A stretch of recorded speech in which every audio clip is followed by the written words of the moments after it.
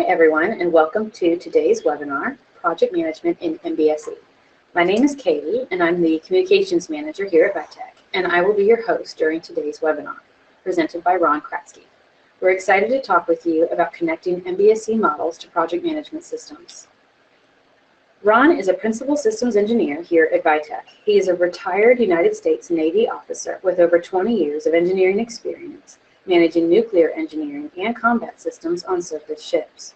Ron was introduced to the systems engineering practice near the end of his naval career while conducting mission and capability analysis for the Navy staff. Since 1998, he has worked as a systems engineer supporting advanced systems development for a number of federal government agencies. He was introduced to CORE in 2007 and utilized CORE to manage system development tasks on 3 different projects in the 5 years before he joined VITEC. He is now a provider of professional services in Genesis and CORE, as well as a central part of the VITEC training team. Before Ron gets started, I do have just a few housekeeping items.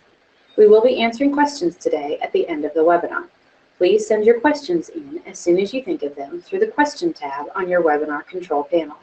Ron will answer as many questions as he can today, but if we don't get to your question, we will reach out to you after the presentation.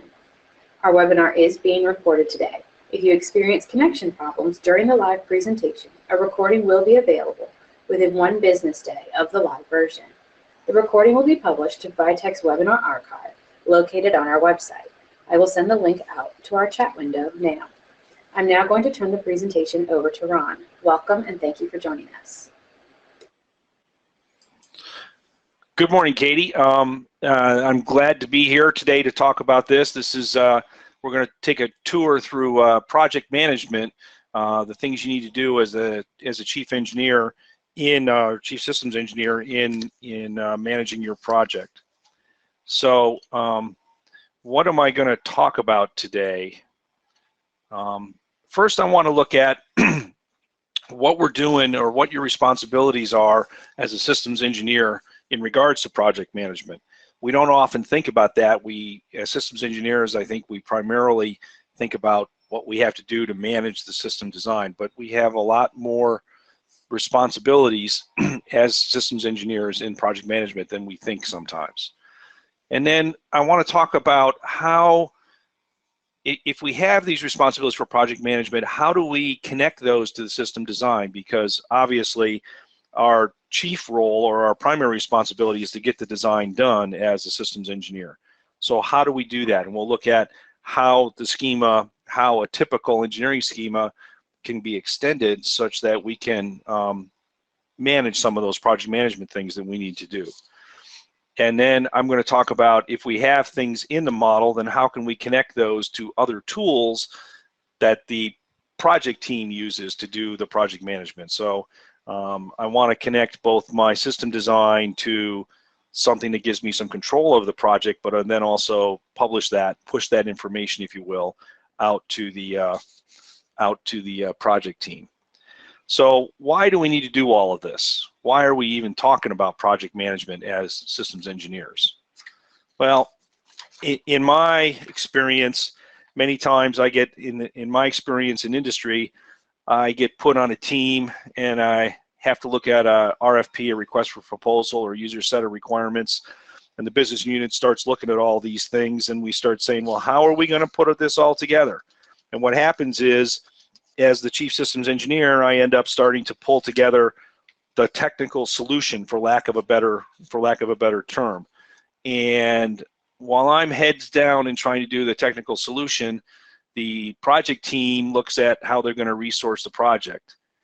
And along the way, sometimes in these RFPs, along the way near the end, I get pulled aside by the project manager, and he says, okay, I agree, you got a good technical solution. How are you going to get it all done? And I end up trying to back into something that the project team has put together without benefit of the technical solution, of understanding the technical solution. And I end up getting constrained as a systems engineer into whatever the project team did develop their project.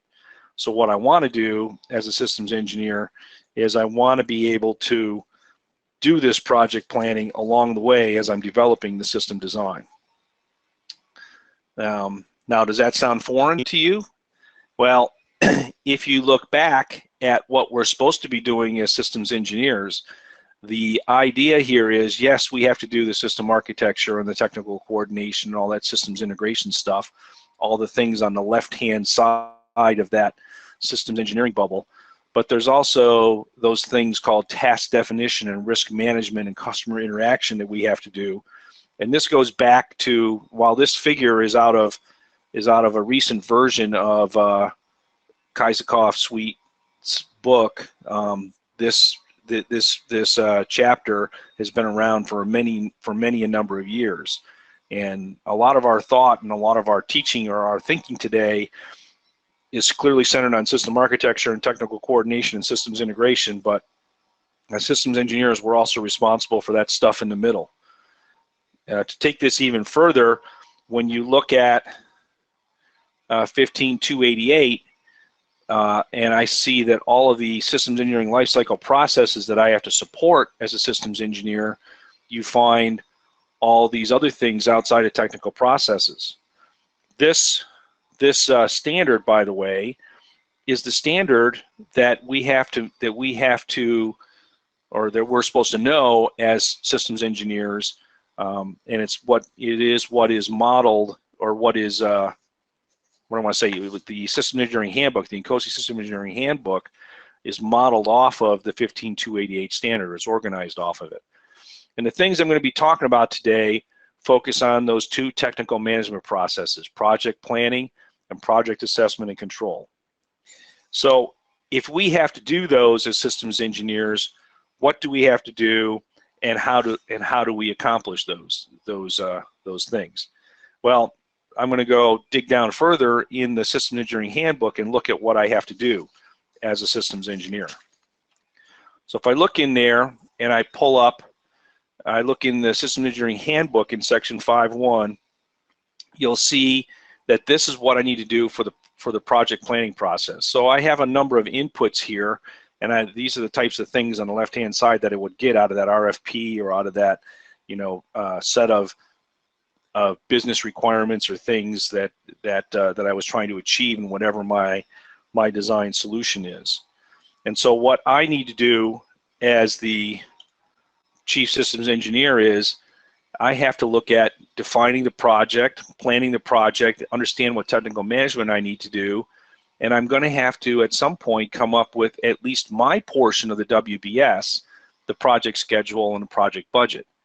Again, as I talked about in my earlier scenario, a lot of times I end up doing that after I have done the technical design, and it would be good if I could figure out, as I'm doing my technical design, well, what activities do I need to do to support this? If I get into assessing my technical design and I understand that I have 1,000 requirements, and of those there's 200 of them that are going to be really hard for me to meet, geez, it would be nice to put a wedge or some plan in there to support those designing my system to those particular requirements. So that's part of that's the project planning part of it. We also have ongoing in the project, I have to do this assessment and control. So this is the next section, section 5.2 out of the Systems Engineering Handbook, and it talks about taking those things like the budget, the WBS, the schedule, and figuring it out how I'm going to assess those and control those throughout the life of the project. And again, if I have got if I've related what I need to do in the system design to the engineering design model, or the actual engineering design that I've come up with, I have a better ability to manage those and know how those things are going to, how a change in schedule or a change in my ability to design the system will impact the overall project. So I kind of know what I need to do as a systems engineer. How do I put this, excuse me, into some sort of model-based environment? Well, in MBSE, when I talk about MBSE, the concept is I have this underlying model that captures, that encompasses my design. And out of that design, or out of that underlying model, I'm pulling out the artifacts that show me how the system is designed. Those artifacts include not only the views, but they include, the documents and tables and things like that to help me do the design. So if I have a system design model, what I'm trying to do is extend that system design model and relate the project or program management things I need to do to that underlying system design model. So what I want to do is be able to do this project management and relate it to the system design repository that I already have put together in that design model. So I want to connect the design to the project management things I need, or the project management responsibilities that I have. So what I'm going to look at next is, I know what I need to do. How do I relate what I need to do to the system design? So what kind of entities do I need? How do the project management entities relate to the system design entities that are in my model? What sort of attributes do I need to have on these things to make this connection? So when we talk about managing a project, we generally do that in what's called a work breakdown structure. That's something that's used in a lot of, it's something that comes from the program manager side of things, but it's a decomposition of all the work in a hierarchical fashion. So it gives us the ability to look at logical groupings of things. So we need to start by creating some classes in our model to allow us to capture the nature of the WBS. And the way we do that is through two elements: the program management element, or the program management element class, and the program activity element class. So let's talk about those for a moment. A program element is something that I use to represent the totality or a summation of effort that that's used to accomplish a particular thing or particular item in my design. For example, if I was doing, we all know we have to do requirements management. So I might have a program element that would capture requirements management. But on the other side of things, I have the program activity. And the program activity is an actual action, a smaller discrete steps and actions, if you will, that are used to fulfill the objectives of a program element. A program activity transforms inputs into, we do something with it and we transform it into and provide some outputs. Now, a program activity, if you're familiar with core, is very, very much like a function. In other words, in the program activity, I'm actually doing something. So I'm taking an input, doing a function, and transforming it into an output that another program activity, another program part would do. So that's why you see the decomposed by relationship here on a program activity. So one program activity can be decomposed by several other program activities. And then these activities, of course, are related to the program elements that they support through the accomplishes or accomplished by relationship. Make sure you read the arrow the correct way. So a program activity accomplishes a program element. A program element is accomplished by a set of program activities. And of course, we do have some hierarchical understanding of program elements, so that's why we have that includes and included in relationship. This will become a little clearer when I start talking, when I show you some examples of how the program elements of WBS can be loaded into Genesis and how we can manage that. So where do we go from there? It seems like we have a natural starting point, so that's program elements and program activities, and that'll capture a WBS. But what do we need to add to that? I mean, how do we relate that to the rest of our model? So we can start by adding some things we know we do in program management, and that is these classes. So if we have a program element and a program activity at the very top, we're going to have a program element that says create something. So that creation is actually implements our architecture. And then program elements are going to provide us or supply some capability or component or performer in our architecture. And then different program elements can be assigned to different organizations. For example, I'm the engineer. I'm generally in in a company and I have several subcontractors helping us do things, I might have someone that, for example, is going to do the testing. So I have a subcontractor that's going to do the testing. So when I get to that program element, I can say that this integration test can be assigned to a particular organization, a different subcontractor, so I can track who's going to help me do these things in the WBS.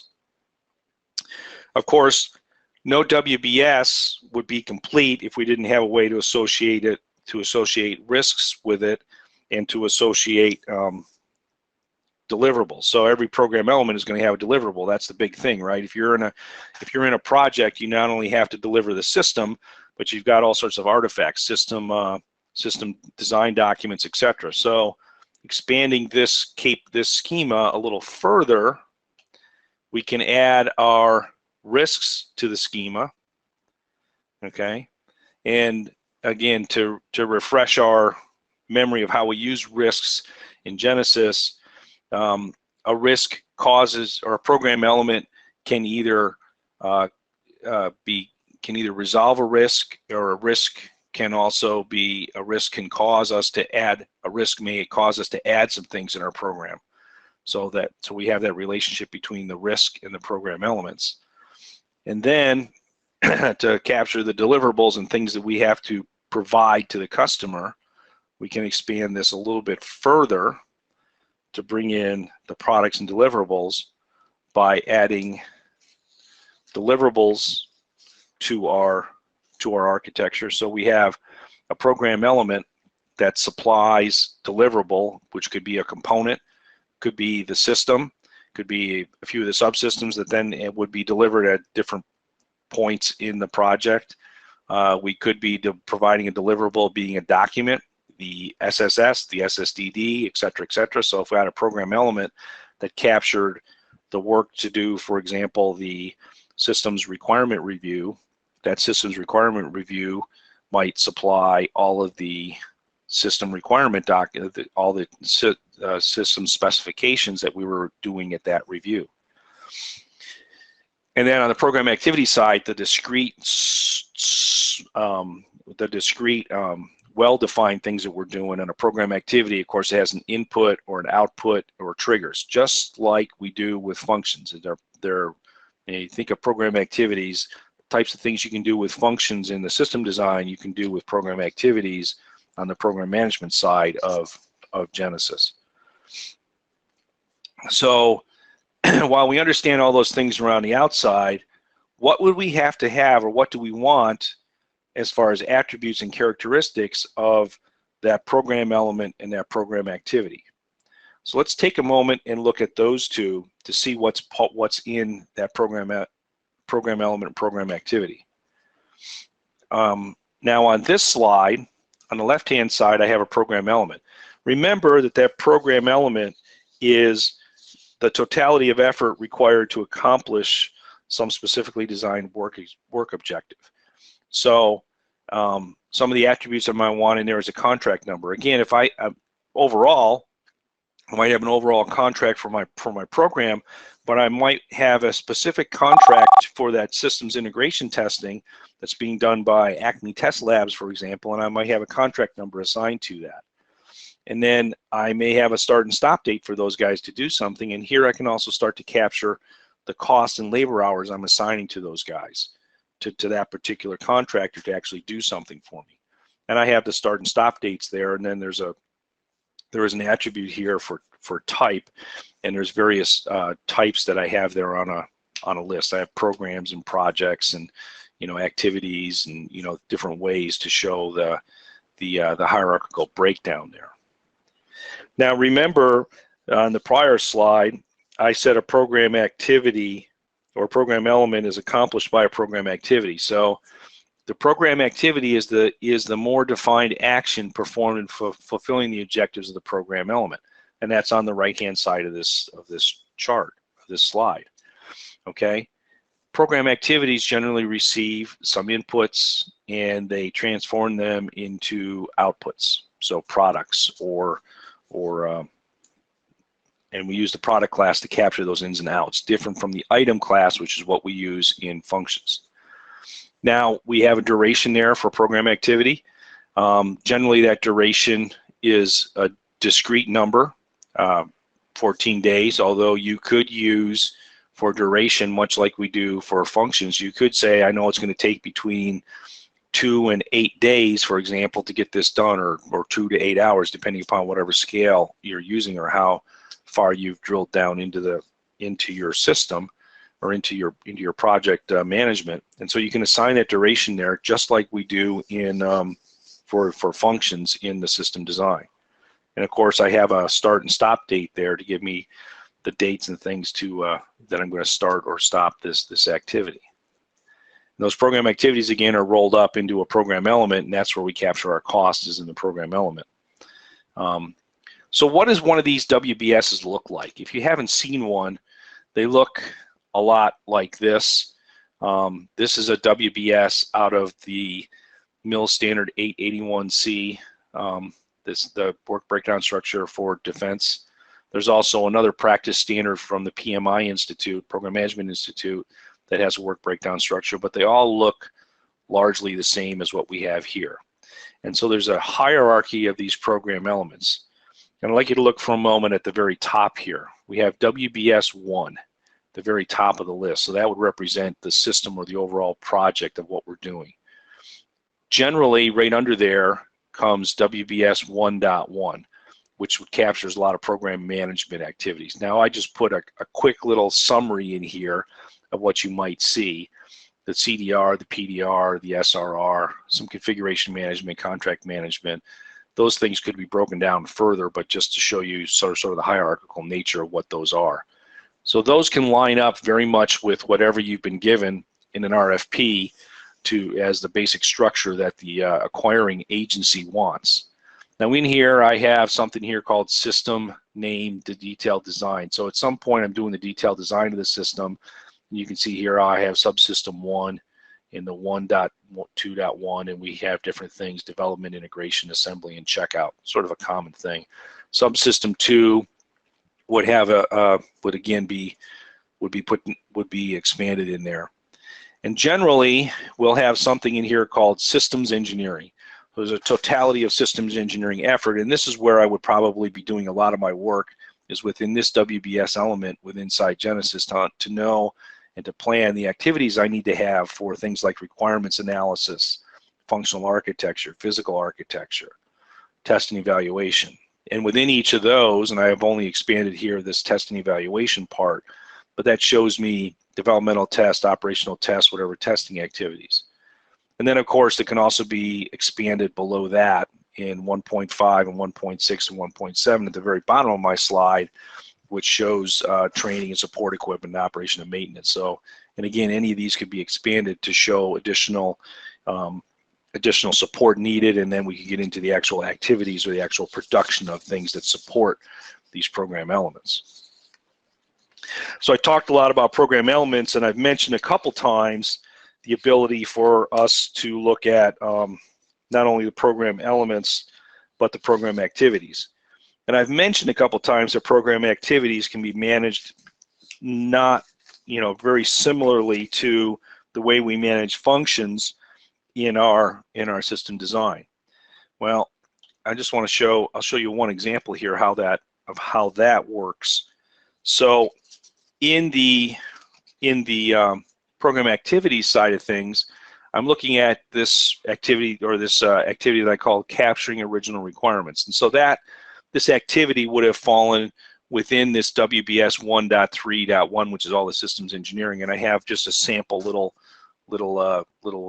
model here. But as you can see, capturing original requirements, and the process that I put together to do that, it consists of these activities to consolidate customer needs, to get a user's need analysis, to do some sort of original requirements, reviewing those originating requirements.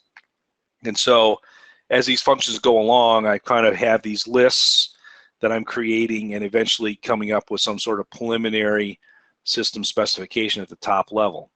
So this shows me the products here going in and out, show me how I'm maturing the product, so to speak. So I can look at how I'm going to mature these projects or these products.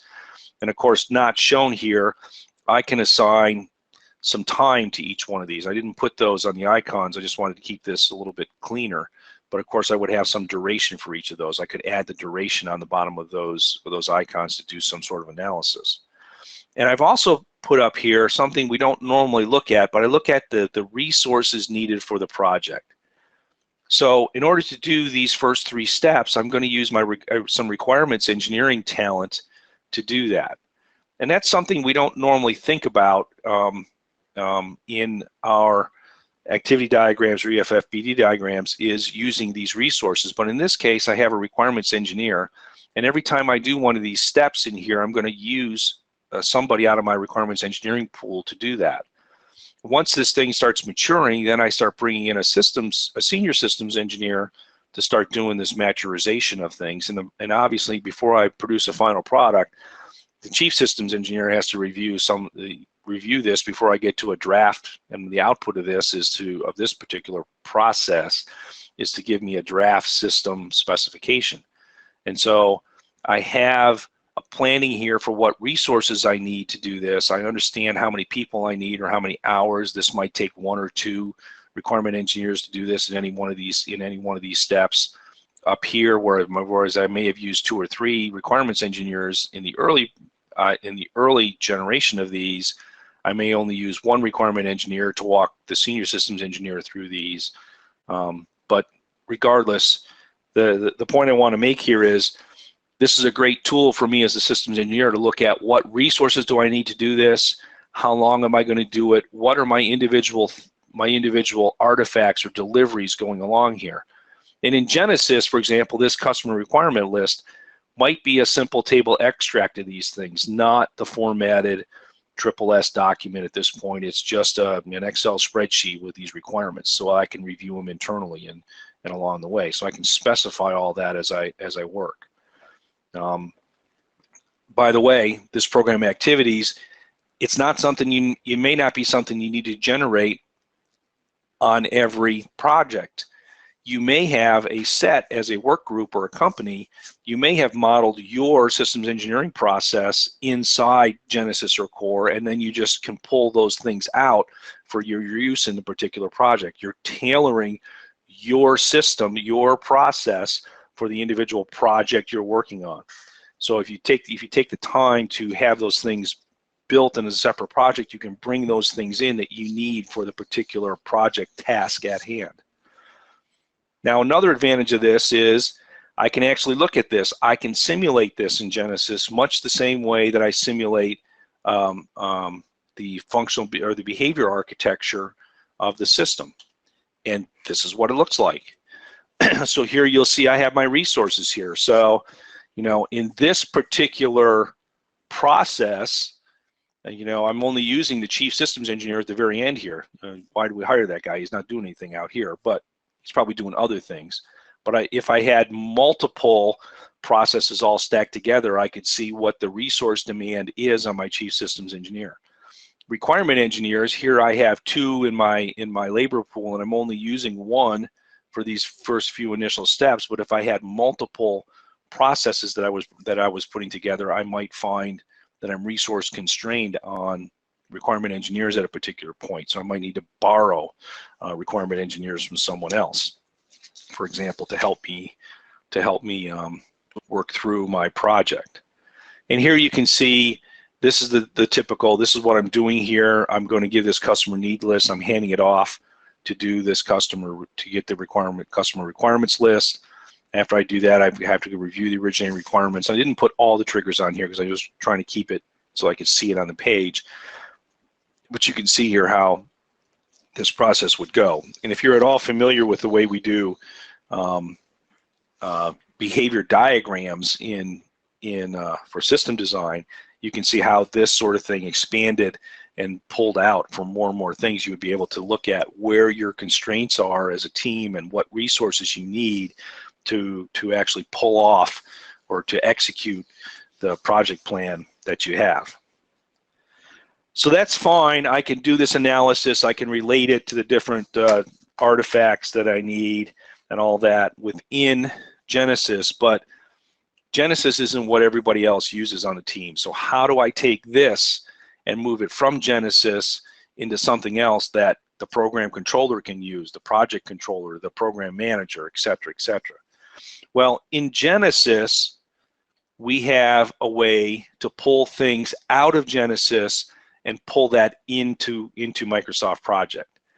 And so this is the key point here that we were trying to get to, is if I've developed all these things and I can connect it to my model-based systems engineering, and I know how to do that as an engineer, and I can do that analysis, I can come up with a much better project plan, but I got to push it out so that the program management team can see it. And this is the way I do it. It's a connector that we have put together on Genesis. So when you use Genesis, you can also get, as part of the Genesis installation, the MS Project connector. You install the project connector onto your MS Project, and it actually adds this ribbon bar that I have in the center of the screen into your Microsoft Project. So I'm not going to go into a lot of detail. I'll explain the fundamentals here.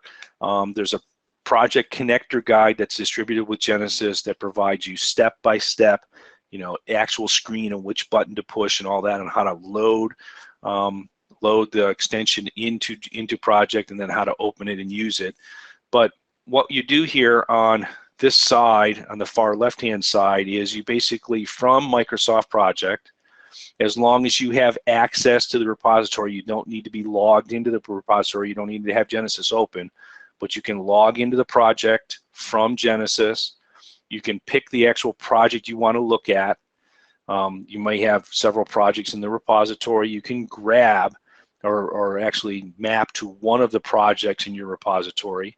And then you have the option here to bring in just the program elements, or the program elements and the program activities, or both, but you have the ability to pull those in. And when you do that, and once you've done that, you made your selection here, and you can include related activities and whatever. If you have some extensions in Genesis, if you wanted to extend Genesis to provide the organizations associated with element or things like that, you can include those extensions. And then finally, once you've made all the selections here, you can hit this load button here, and it brings the stuff into Microsoft Project. Well, what that looks like is this. Here's an example of pulling in that capture originating requirements that I had before. And all I did to do that was to select the program activities that I had, and I brought those into Project. And when they loaded up, of course I had to do a little bit of, I want to show the duration and, start, finish, and the predecessors in Project, but it brought those in, and what you see here is that activity diagram that I showed earlier is represented in Microsoft Project through this sequence of events. And what you can see here on the Microsoft Project is these are, what you see here, the requirement engineer behind this particular line 21, etc. These are the actual resources I'm using to complete these particular tasks in Microsoft Project. Now this is the way that the program controllers think. They think in Microsoft Project. The way I like to think as the chief engineer is via that activity diagram that I showed earlier. I think of it in terms of the resources and the things I'm producing. What I didn't capture here, but what you could capture in Microsoft Project, is you could capture also those products that go in and out. Now, the ability here to bring things out of Genesis into Microsoft Project is something that's added in Genesis, and it is a unique feature of Genesis. As you can see, it brought in those start and finish dates, it brought in our duration, and it actually captured up here the duration of the entire project. And it also brought in the fact that this preliminary SSS, if you remember, there was a parallel branch with 3 activities there, and so it shows the 21, 22, 23 as predecessors that have to be completed prior to getting to that preliminary SSS product.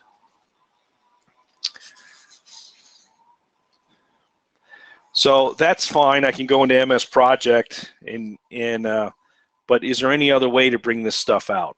Well, in fact, there is. much like Microsoft Project, we also have a connector for Excel as part of Genesis. So if I didn't want to bring those out the way that I did, there might be some other tool I wanted to bring them out in, but using the Excel connector, I can pull out the things out of Genesis to do a CSV extract just like this. Now, once extracted from Genesis, you can import those into another tool set, but if you keep this CSV file and you needed to make an update in a different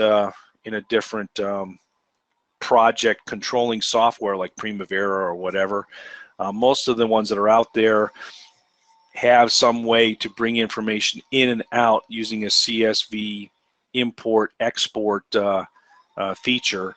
And so again, I can export things out in Genesis just like this. I can import them into that, maybe make changes, bring those back out into CSV, and then I can push that CSV or that Excel spreadsheet back into Genesis to update the information I have in my Genesis database.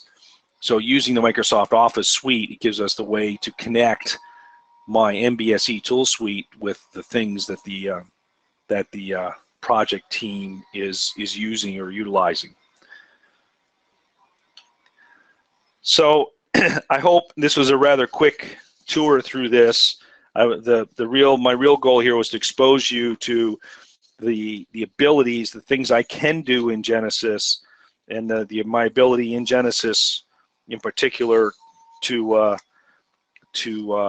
push information to Microsoft Project, and to use that CSV connection point also to bring things back and forth in and out of Genesis. I think that there is in Genesis, there is a program management facility. That facility exposes these classes that I've talked about here. The key elements in there, of course, are program elements and program activities. There's a couple of different hierarchies that are predefined in Genesis to allow us to look at the hierarchical nature. And then you can use the EFFBD or the activity diagram to look at how those activities are connected to one another. We can connect engineering artifacts to those activities, and then we can include resources needed by the engineering team to do that, to support the project plan that we have. And then I talked about two different ways to connect the Genesis to the project management tool set. Of course, if you're using MS Project, we have that connection right there. If you're using a different project management tool set, you can do that, the import export of those items through the Excel connector. So with that, Katie, I hope that there's some questions out there, and I'll be happy to take questions for the next 10-15 minutes or so. I have some questions. So let's see. Some of these people might be trying to stump you, Ron. We'll see how we go. Okay. All right. Okay, so the first one I believe is from Eric. It says, from your core schema, and it might be Genesis, is the relationship between product and deliverable assumed to be indirect through the program element? Repeat the question again. Indirect from says, is the relationship between product and deliverable assumed to be indirect through the program element? Oh, yeah. So I understand what you're saying, and if I can go back, I'm going to go back up to this slide, this slide here. So on program activity, we use product to show what's coming in and out and in and out. It may be that the program activity produces the SSS, and that's tied, so that program activity accomplishes something the program element had, and so the deliverable on this side would be the actual document, which would be the SSS, for example. So there is no direct connection to say that product is in fact a deliverable at the program element side, and I believe that's what you're trying to, that's what the question is. All right, and then also it says, in building on that notion, how is the architecture also related to product and deliverable, or is architecture related more to the project implementation? So generally, many times you're developing an architecture, the architecture for the next tank or whatever, or you're developing an architecture for a fleet of vehicles. And so that architecture element is really there meant to capture the totality of what you're designing. So that architecture would be implemented by this program element at the very top level. The architecture implements this, what I want to say, the new system design project. Okay. Now, many times in a purely system architecture, if you're just doing system design, you don't have that architecture element in your schema because that's part of the operational architecture schema. That's okay. You don't have to have that element in there in order to use the program element and program activity classes to do everything else that I talked about in the in this presentation. All right, thank you. We've got another one from Larry. He's asking, can you define the difference between a contract WBS and a classical WBS?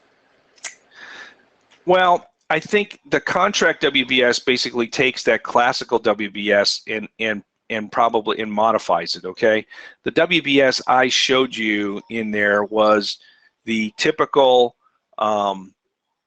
It was, I forget exactly what the name is, but it relates to a basic top-level framework for a typical DoD project where you're delivering a electromechanical type system. Okay, and so the contract WBS, what you're under contract for, might not include all those elements, and they may have a particular set of things they want to see in the WBS. And generally what I found in government contracting work is the government will say in the contract, here's the basic WBS organization that we want you to follow. We want you to build out the actual activities below this WBS that you're going to do to meet the requirements of the contract. So you would expand below that WBS, probably in program activities, most likely in program activities, to show the actual work you're going to do to support the elements that they've asked for in the contract. All right, thank you. Next one, I believe the name is Nipa. I apologize if I'm pronouncing it incorrectly. Asks, can we import an existing MS project file into Genesis? You can't import an existing MS project file directly into Genesis, but you can extract the MS project information in an Excel spreadsheet.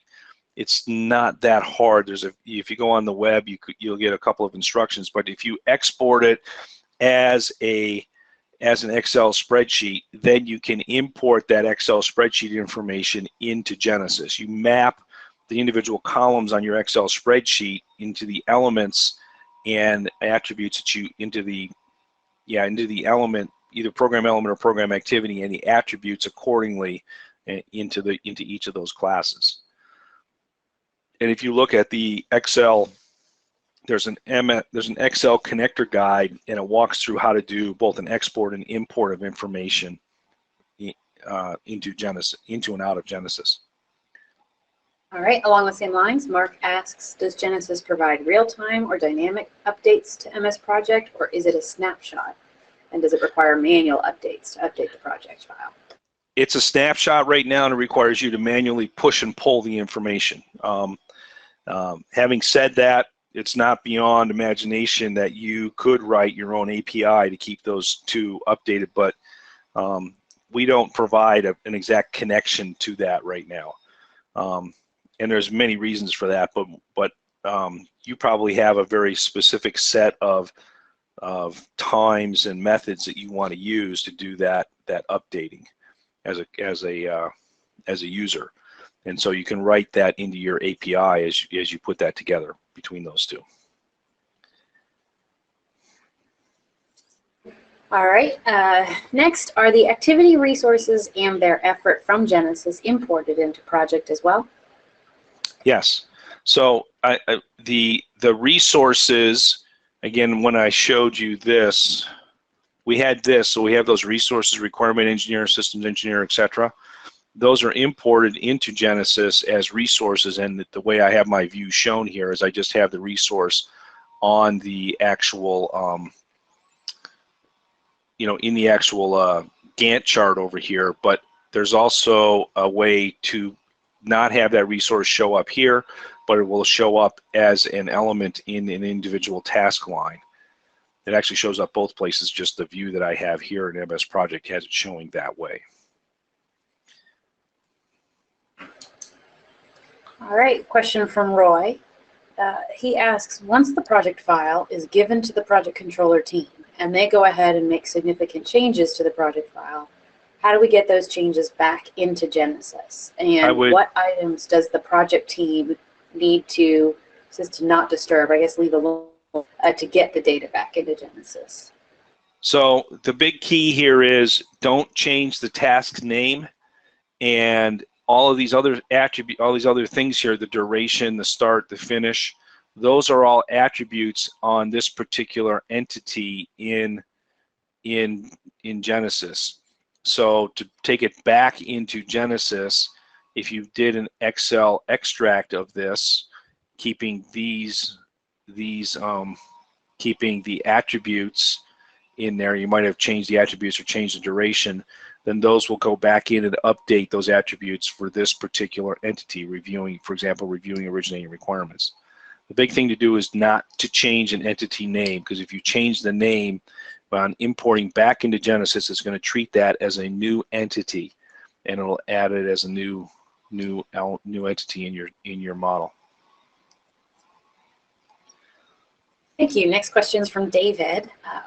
He asks, why would I need to deal with program elements? Don't I accomplish the same aggregation by just using program activities and decomposing them into as many levels as I need to make up the full WBS? Again, it depends upon your style and how you want to do that. You could do it all as program activities or all as program elements.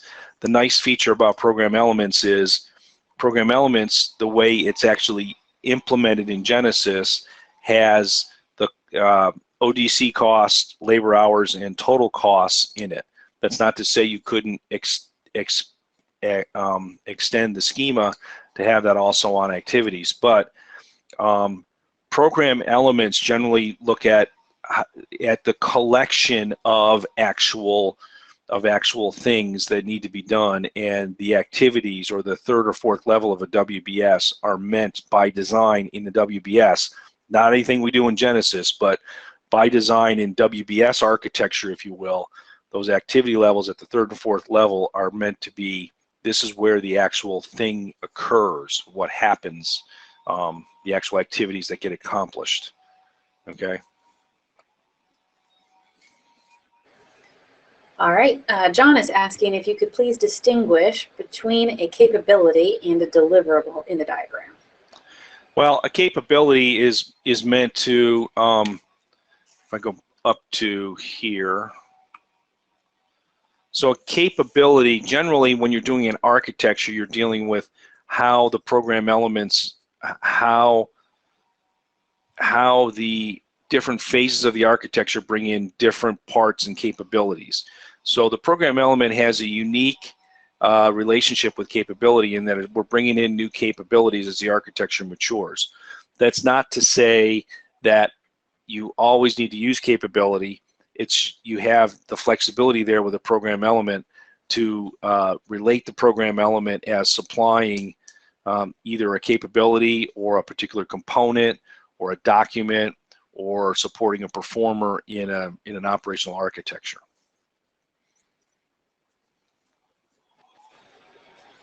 All right, next question.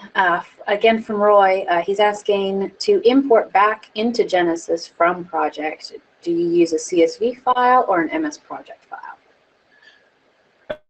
Again, you can go from Genesis into project using the project connector. I would probably, if I'm going back and forth all the time or on a frequent basis, I would use an Excel file to do that import output. Use that to do that, you know, that importing continuously as you work around the loop.